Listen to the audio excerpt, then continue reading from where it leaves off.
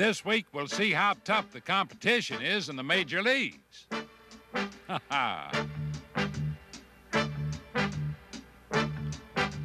We'll see the Pirates gun down the Big Red Machine. We'll watch the Royals run out 8 straight victories. We'll watch the Rangers stealing 3 straight from the Orioles.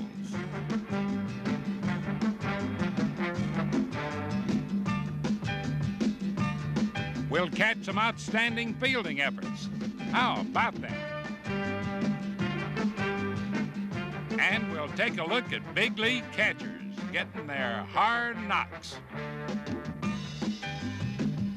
And we'll have our usual collection of oddities and entities from all around the majors.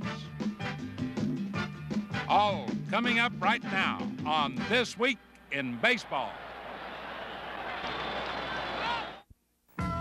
In the National League East, manager Chuck Tanner has got the Pittsburgh Pirates charging hard at first place after a shaky start. Dave Parker leads the Pirates at bat. He's the head man in the lumberyard, the Cobra, leading the league in hitting, spearheading the Pirate attack. In days of old, Pirates used to rattle swords, but today's baseball Buccaneers are rattling their bats and punishing pitchers, like born-again Bill Robinson. Watch him now as he gets one he likes and loops it into short center for a base hit. And the Bucks go right on wheeling.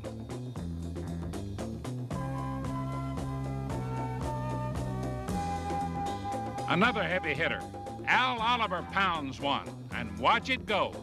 And man, it's gone. Introducing Mr. Rennie Stennett, the league's #2 hitter. He slams one. He got it all. It's up, up, and it's away. This week, the Pirates swept the Reds in 3 straight and one on defense, too.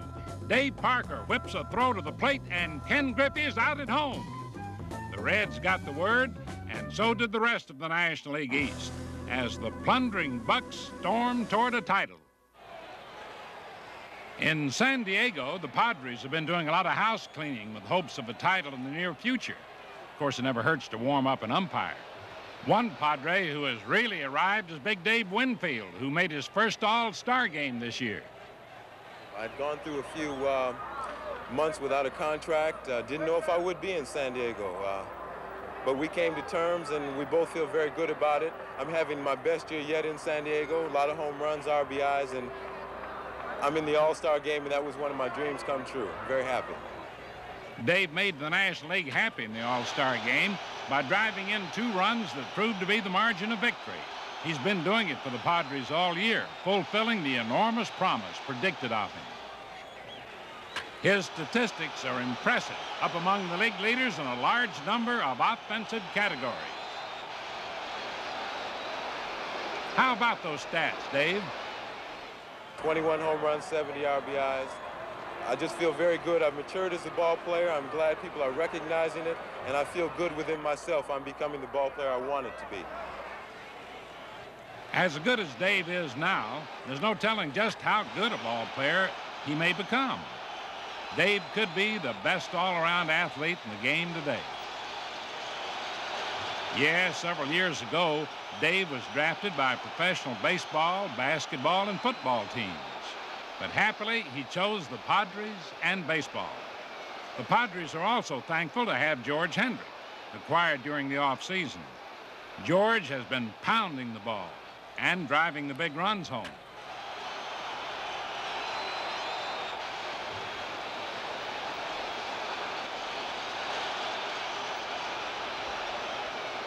San Diego hopes, too, that Big Dave Kingman will soon be doing the same. In the last weeks, he's shown signs that his power is starting to blast off.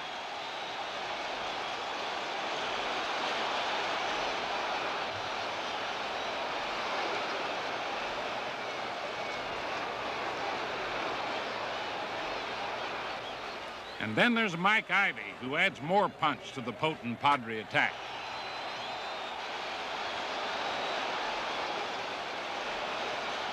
The Padres boast some big guns, but they'll need patience to develop a large crop of rookies. We have a lot of rookies. We have about 4 starters in the lineup, and we also have about 4 starting pitchers who are rookies, so it's kind of tough to win. Right, Dave, but you can win a lot easier with rookies like Tucker Ashford at third.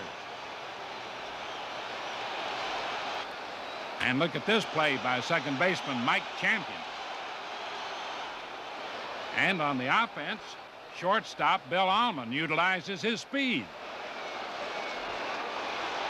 San Diego's rookie talents do brighten their future, but the present was darkened by the arm injury of pitching ace Randy Jones.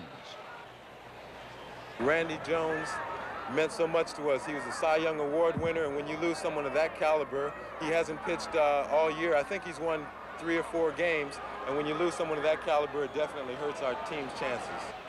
You got that right, Dave, and manager Alvin Dark agrees. Incomplete games from his rookie pitchers have given him too much unwanted exercise. The former Oakland manager has been relying heavily on 2 of his former Oakland players, catcher Gene Tennis and ace reliever Raleigh Fingers. He's been relying on them to stabilize the staff and save tight ball games. Of course, Fingers is one of the very best at doing that. He has 19 saves and is second in the majors in that department.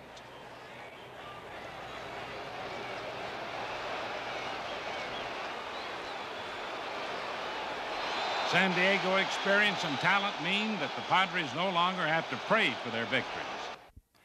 The Kansas City Royals are finally getting it all together, winning 25 of their last 34 games and a team record of 8 straight. The Royals are trying to chase down their 2nd straight Western Division title. They started slowly in the race, but they picked up ground without breathing too hard. The Royals are chasing the White Sox with renewed confidence, and they figure that sooner or later they'll catch them. It's all a matter of the Royals doing their thing, like speedy Fred Patek in the field. And speedy Fred Patek at the plate. He beats out a bunt. 1976 batting champion George Brett has been swinging a hot bat. And so has Hal McRae. It's into the corner for a well-placed double. And the Royals have been playing long ball. Famous Amos Otis finds the range. And so does John Mayberry make merry. Kansas City's big power surprise, though, is Al Cowens. Averaging over 300, he's belted 14 homers and driven in 64 runs. And a Royal fanfare should also go out to the pitching staff, which lately has really been humming. Dennis Leonard is back in last year's form.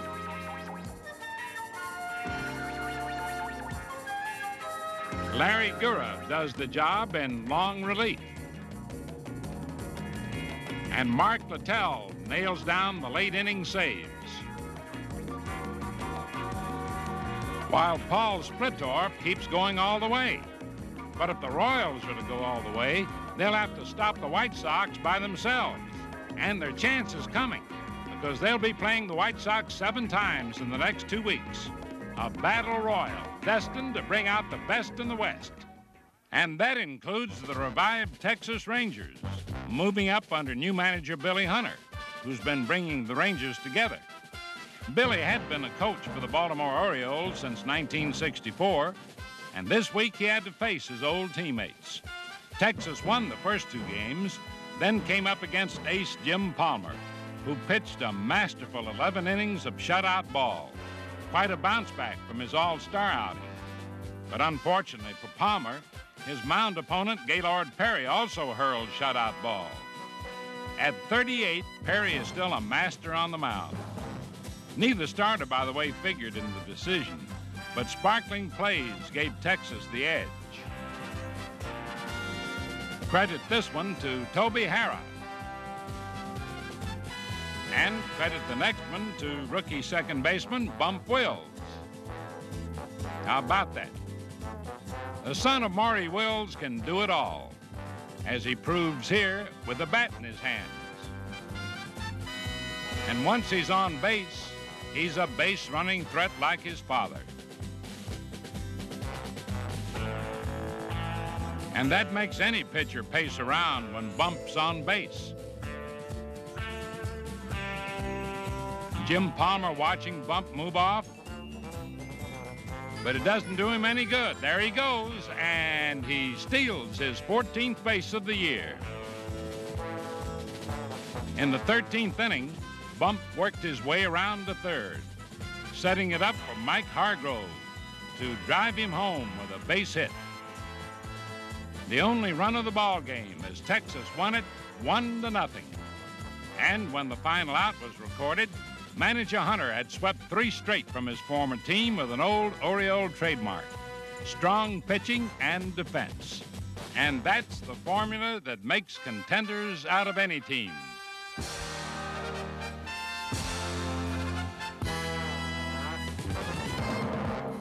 And when you talk about defense, you've got to talk about the men behind the plate. They call the signals. They take the hard knocks. A nasty job, but catchers have come a long way, as Johnny Bench points out. To become a catcher, first of all, he seemed like he was always the fat kid or the kid that was picked last, and he had to put on the equipment because you had foul tips and you got hit on the shoulder, hit on the knee, or hit on the leg, hit on the toes, hit on the fingers, and he was a kid that was always stuck with that position. One thing that has changed in recent years is a different mitt, enabling the receiver to catch one-handed and stay healthy. If you'll look at most old-timers, you'll find out that their knuckles, all in through here and everything, look like a bag of walnuts. Well, I found that the only way you can play this game is to play it healthy and to stay in the lineup and help the club and, of course, help yourself.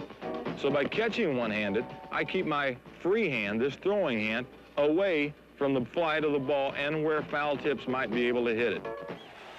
That healthy hand and arm has made base runners mighty careful for years. No one guns them down better than Bench. John doesn't mind turning professor on this subject. Catch the ball as a one-handed catcher, I have to bring it up to me, and I bring it up to the top by the ear, and then throw straight over the top and come down on the ball, and I try to throw at the pitcher's chest because I feel if I have enough on the ball that it will carry at a right position for me. John's American League counterpart, Thurman Munson, has a different throwing method because he hurt his arm several years ago. He adjusted, though, with a quick release. Catchers have different theories on releasing the ball. One is trying to take your time to release it and make a good, accurate, and a hard throw. And the other theory is mine, which I think you ought to just release the ball as quick as you can, as accurately as you can. What I mean by a quick release is the time the ball hits my glove to the time I get it started towards second base. I have a peculiar way of doing it as far as catchers. Most catchers, when they throw, they catch the ball and they come up, they take one step forward and they throw. I try to plant my back foot. So when I catch a ball, wherever I catch a ball, my back foot is planted and I just pivot on it and come up and try to throw as quickly as I can. Munson and Bench, baseball's backstop beauties, along with Carlton Fisk, who shows another aspect that makes a catcher a great star: hard hitting.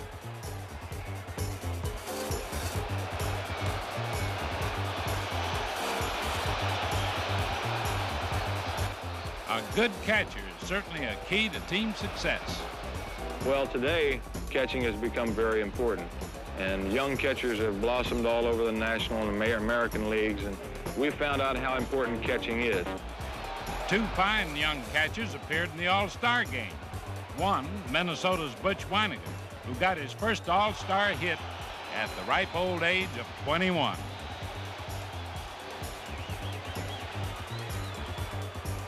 Another was John Stearns of the Mets, a catcher who has all the tools and can hit too. John caught the last inning and celebrated his first All-Star victory.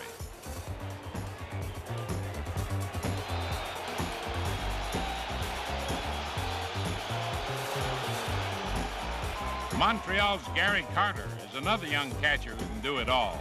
at the plate and behind the plate. And is Kansas City ever happy that they traded for Darrell Porter? But a catcher has to stay healthy to survive. That can be tough when men like Dave Parker come barreling home. Those who manage to survive and still play sensational baseball are the ones that generally seem to be leading their team in the pennant races. After all, they protect the only base that really counts.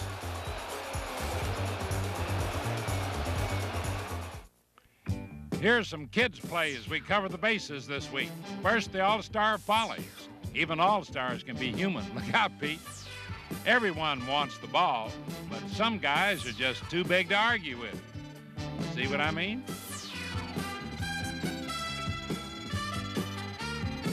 And sometimes some other guys just don't want the ball. Uh-oh. All in an all-star game. He's yelling, "I've got it." But does he? Yes, he does, but just barely. Now back to everyday baseball, a tough game to play. Sometimes it's hard to keep a grip, but always keep your poise and prepare for the next pitch. The days get longer and you can't seem to keep your footing, but you're still in the game.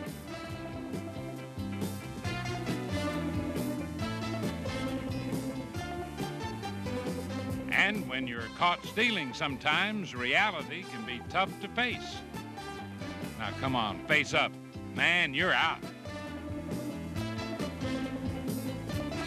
And when a pop fly is foul, all may not be fair. At times like that, it seems that the authorities are no help at all.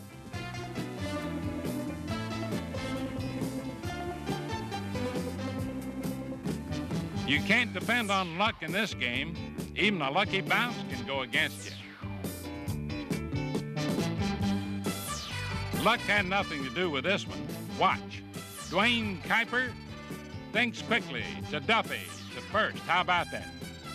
Now some solo efforts. Len Sakata bites the dust and still gets his man. More determination. Danny Doyle goes down and somehow makes the play. Of course, all fine plays can't be that graceful. Watch Bon Joshua here. Come on, Bon. And he's got it on the seat of his pants. And here's another. Watch Fred Lynn in center field. Running, diving, sliding, and he's got it. Fred Lynn keeps getting applause for his play in center field.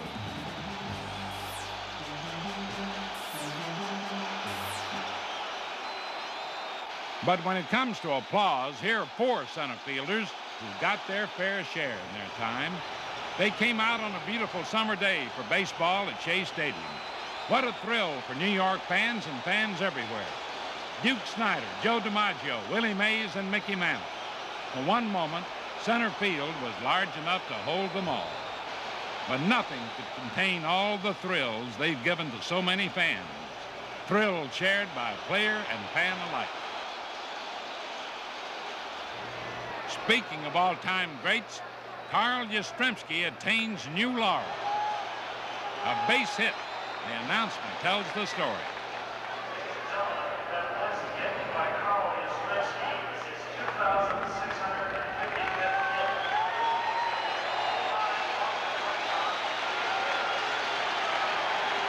In becoming number 1 on the Boston Red Sox all-time hit list, Yaz passed the great Ted Williams, the man who once taught him so much about hitting. Yaz proved to be quite a student. He could be the first Red Soxer to collect 3,000 hits. Cincinnati's Pete Rose should be the next major leaguer to reach 3,000 hits. And he's this week's recipient of the Gillette Special. In a game against the Cardinals this week, Pete came up looking to do his thing, to move the runners along and keep a Cincinnati rally going.